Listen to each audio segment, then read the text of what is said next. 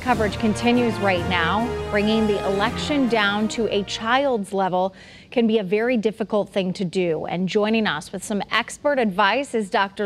Saunders, a child psychologist at Hartford Healthcare's Institute of Living. Thank you so much for being with us. Thank you for having me. So kids see and they hear a lot. They are always listening between television and social media, or even just listening to mom and dad talk. What do you think are the best ways for us to talk to them about this election? So I think it's coming at them from many different places. I would imagine that schools are talking about these things. It's certainly relevant in history and civics and other subjects.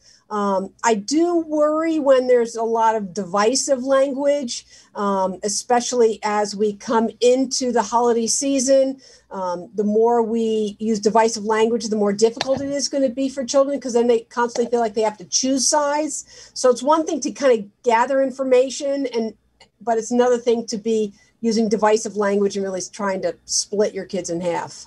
That makes a lot of sense, and there definitely is a lot of divisive language right now. What about teenagers in terms of they might not be able to vote, but they may be making their own decision on who they would like to see win. As a parent, how should you react to that?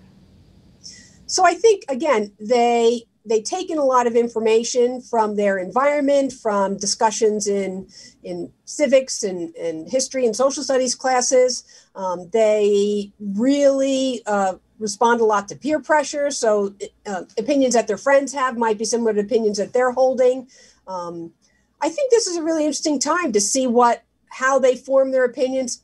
But the reality is what their opinions are today may not be what it is in a month, and certainly may not be what it is in a year. Okay, so not Dr. to Saunders, be too swayed by I have anything. to let you go right there because we're going to be moving on to a CBS News special report. But thank you so much, as always, for your incredible insight. We appreciate it. Thank you.